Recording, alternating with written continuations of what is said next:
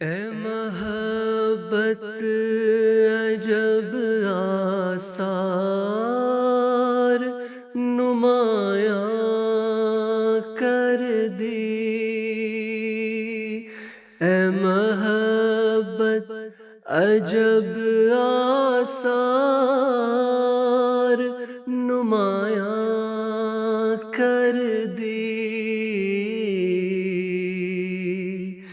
زخم و مرہم برہ یار تو یکساں کر دی، زخم و مرہم برہ یار تو یکساں کر دی۔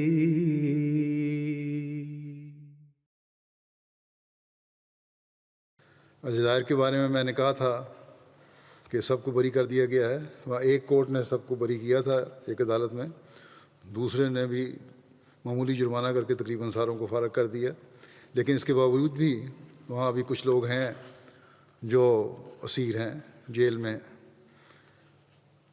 ان کے لیے بھی دعا کریں کہ ان کی جلد رہائی کا سامان ہو، پاکستان کے اسیروں کی رہائی کے لیے بھی دعا کریں۔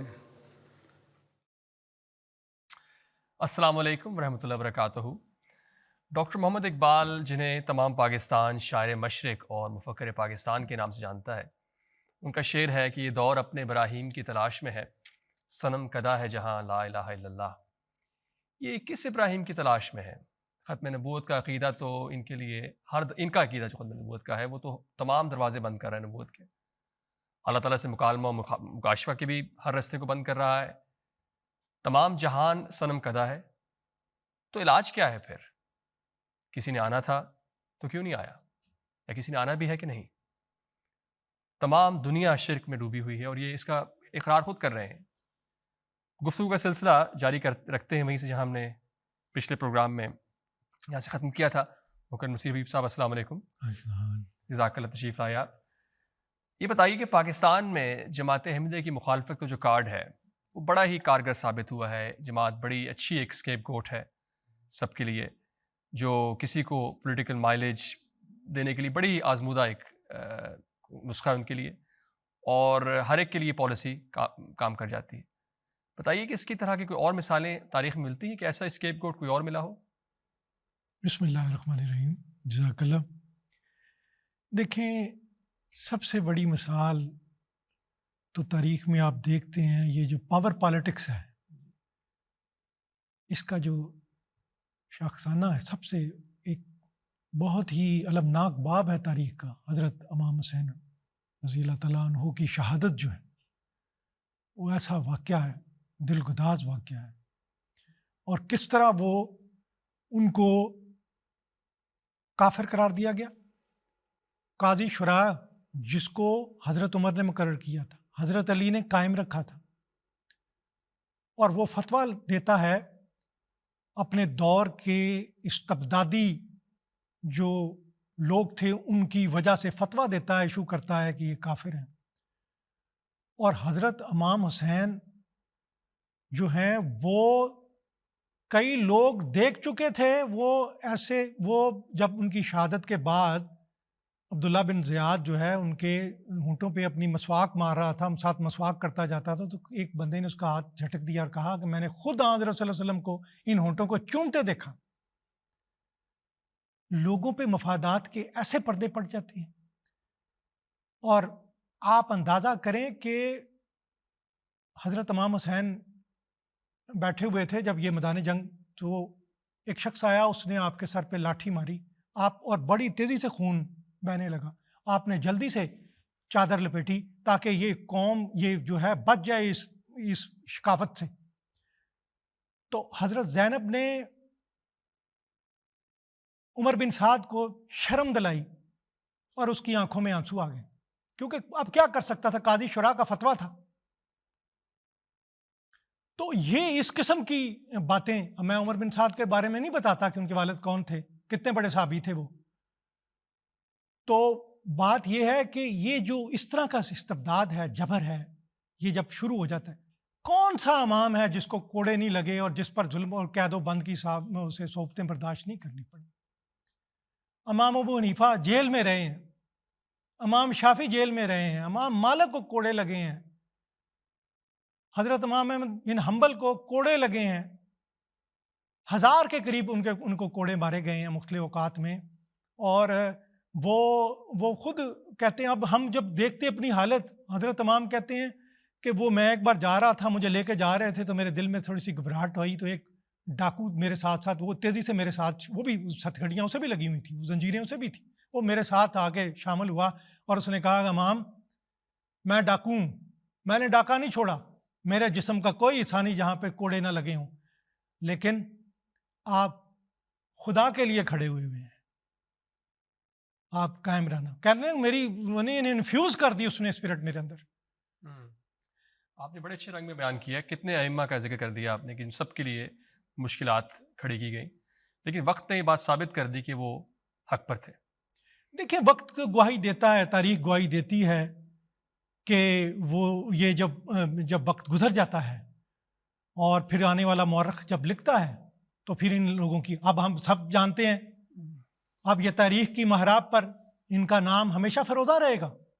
اور جو لوگ اس طرح شامل، یہ ہوتا کیوں ہے؟ ہوتا یوں ہے کہ مجھے اب واقعہ یاد آ رہا ہے، تذکرۃ الاولیاء میں لکھا ہوا ہے کہ حضرت ابو الحسن خرقانی کو ابو علی سینا ملنے کے لیے گیا تو وہ اپنے گھر میں نہیں تھے، تو انہوں نے ان کی زوجہ سے پوچھا کہاں ہیں، تو انہوں نے کہا شیخ کہاں ہیں؟ انہوں نے کہا تم شیخ کہہ رہے ہو اس ملحد کو، شیخ کہہ رہے ہو زندیق کو؟ تو وہ کہتے ہیں کہ پتہ نہیں، لوگ تو بڑے بزرگ سمجھتے ہیں، تو وہ جب وہ جنگل کی، انہوں نے کہا وہ کہیں جنگل کی طرف گئے ہوں گے، جنگل کی طرف جاتا ہے تو حضرت ابو الحسن خرقانی شیر کے اوپر لکڑیاں لاد کے لے کے آ رہے ہیں. تو ابو علی سینا کہتا ہے آپ کی زوجہ تو آپ کے بارے میں کچھ اور کہتی، تو آپ تو بہت بڑے بزرگ ہیں.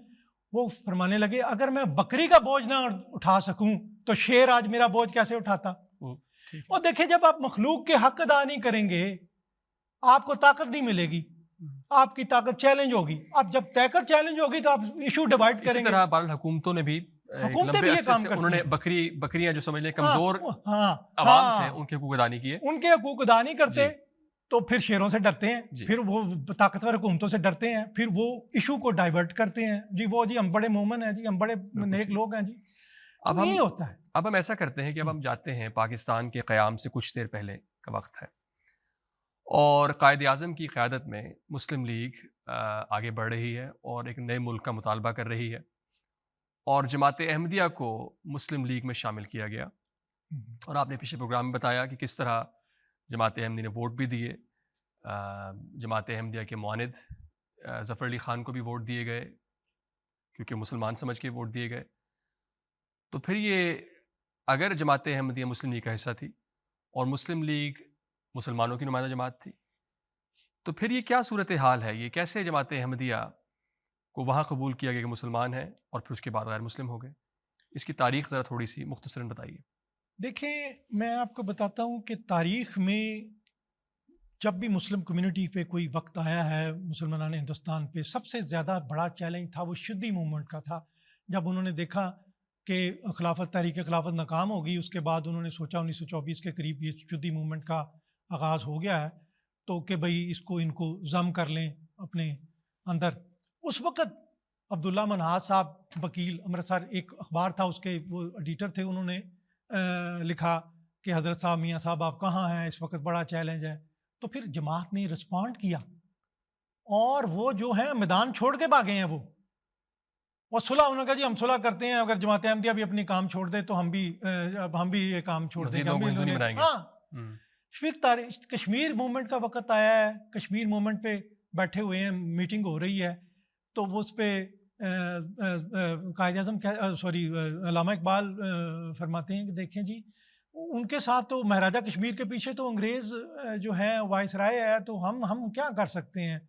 تو حضور نے کہا یہ نہیں ہے کہ ہم کیا کر سکتے، ہمیں پوچھنا چاہیے کشمیری کیا چاہتے ہیں، ہم ان کی آواز ان کو تک پہنچائیں.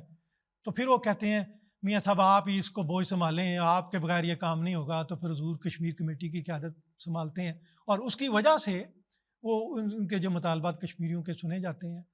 پھر آگے ہم چلتے ہیں.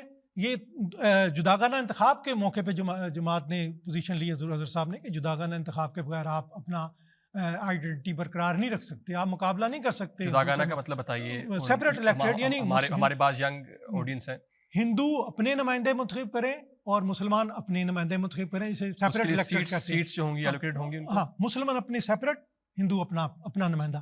یہ نہیں کہ جوائنٹ الیکٹڈ میں ہوتا ہے کہ سارے اکٹھے مل کے کریں, تو لیکن اس سیپریٹ میں ہوتا ہے کہ ہندو اپنے نمائندے, مسلمان اپنے. انہوں نے کہا یہ بنیاد ہے. پھر یہ جو ہے کہ آگے کی طرف قافلہ چلتا ہے, اور پھر حضور 1945 میں جب جنگ عظیم دوم بڑی نازک مرحلے پہ جو ہے داخل ہوتی ہے, تو آخری لمحے میں ہے, اس وقت حضور خطبہ دیتے ہیں کہ ہندوستان کو چاہیے انگلستان سے صلح کر لے, انگلستان چاہیے ہندوستان سے صلح کر لے.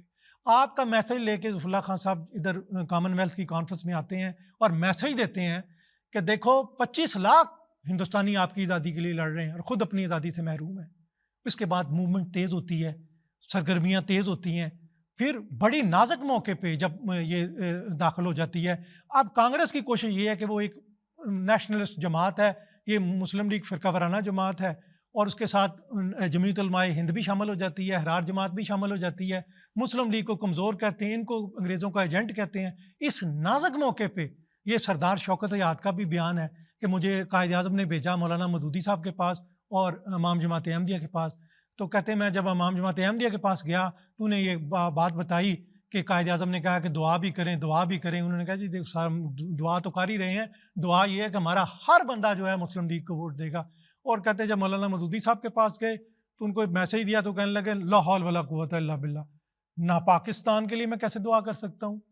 تو وہ یہ صورتحال تھی. اور یہ وہ مودودی صاحب ہیں جن کو یہ سمجھتے ہیں ان کے اصل لیڈر یہی ہیں. انہوں نے بتایا جہاد کا مطلب ہے سیف اٹھا لو اور سب قتل کر دو سب کو. دیکھیں میں آپ کو عرض کروں کہ یہ جو ہے نا تاریخ ایک چیز کی گواہی دیتی ہے. یہ سب سے بڑی حضرت مسیح موعود علیہ الصلوۃ والسلام نے سب سے بڑی جو بات کی ہے نا وہ ہے کہ تاریخ اس کی ایویڈنس دیتی ہے, فعلی شہادت ساتھ ہوتی ہے.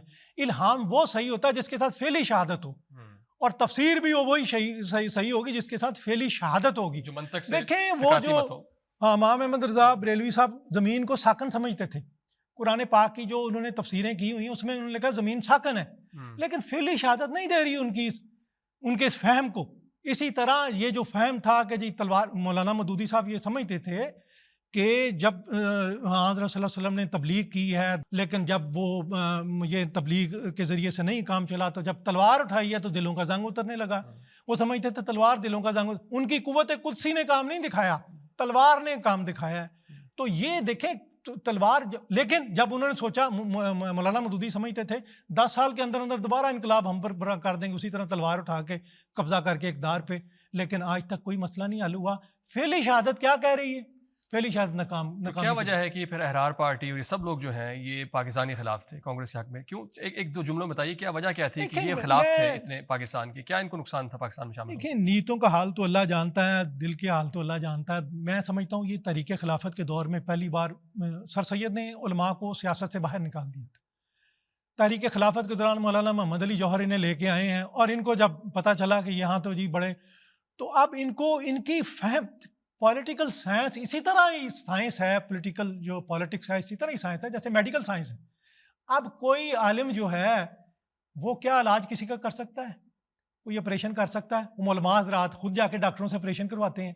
لیکن پالیٹکس کے معاملے پہ یہ کہ ان کو یہ بات سمجھ میں نہیں آتی کہ یہ بہت نازک علم ہے, جب تک آپ کو اس کا علم نہیں ہے, آپ کی ان چیز کی فہم نہیں ہے, آپ نہیں اس کو سمجھ انڈرسٹینڈ کر سکتے.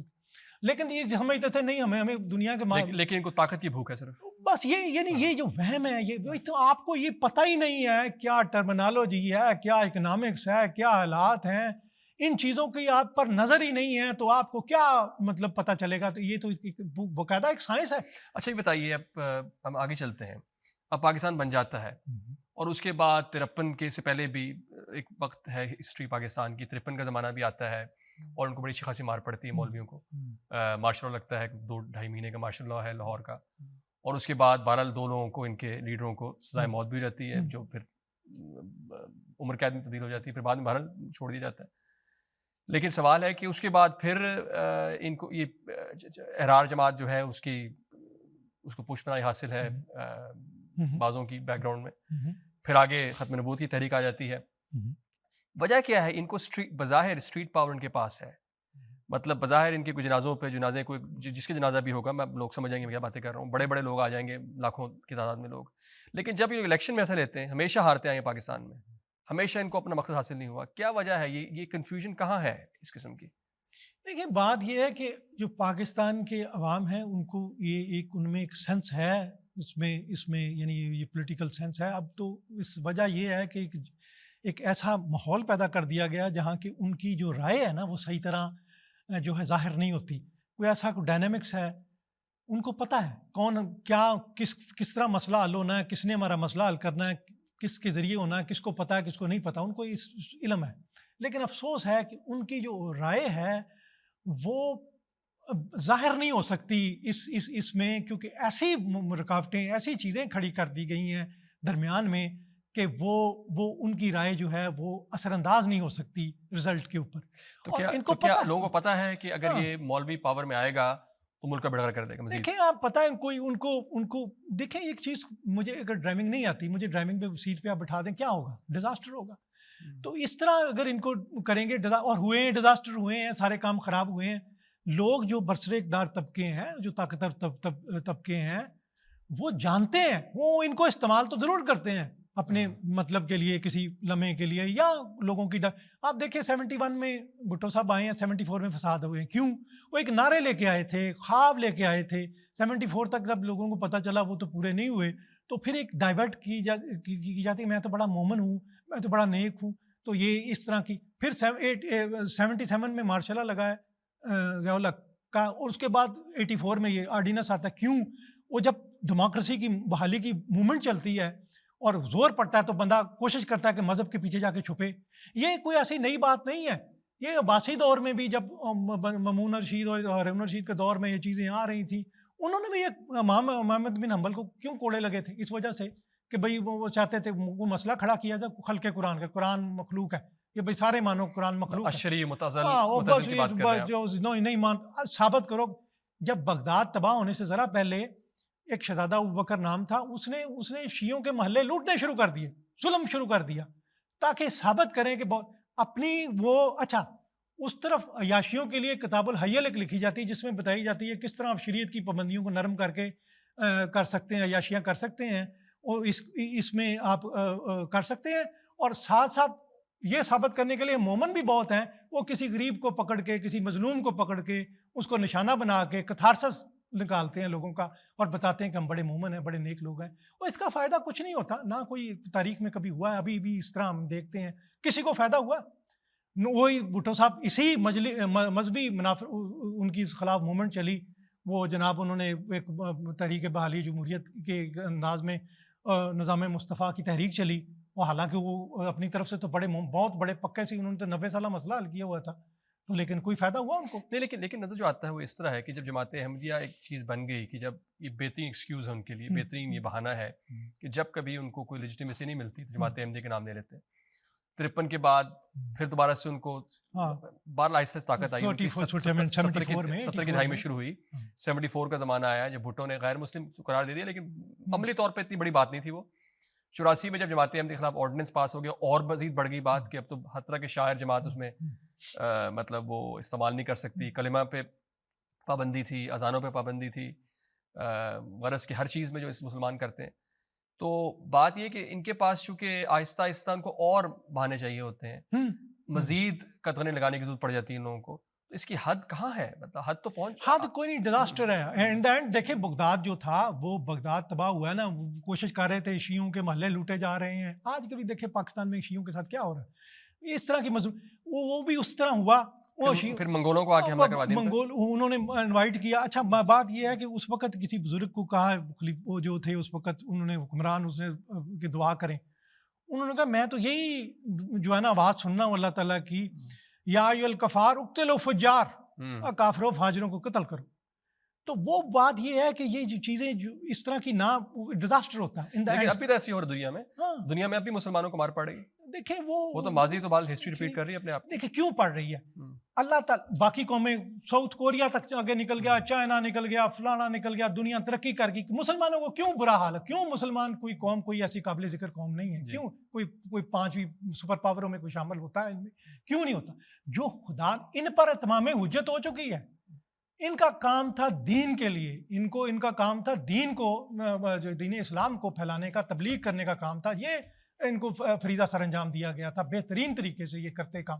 ان پر تمام حجت. جو مسلمانوں کو حال آ جائے, وہ چھوٹا سا ایک ملک ہے, وہ اس نے مڈل ایسٹ میں اس نے سب کو آگے لگایا ہوا ہے. تو یہ بتائیے کہ اب دنیا ایک گلوبل ولیج ہے بہرحال, مطلب اس وقت لوگوں کو ہر چیز کا پتہ ہے دنیا میں کیا ہو رہا ہے, اور اس زمانے میں خاص طور پر دنیا کے سامنے پاکستان کی بات کر رہا ہوں, اور میں ابھی کی بات نہیں کر رہا, مطلب 84 کی بات کر رہا ہوں خاص طور پر, کہ دنیا کے سامنے تماشا بنا ہوا ہے پاکستان.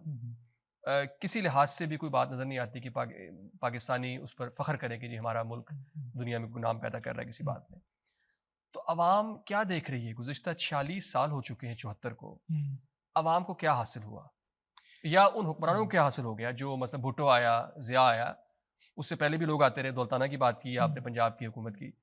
تو کیا حاصل ہوا لوگوں کو, اور کیا عوام کو حاصل ہوا ہے؟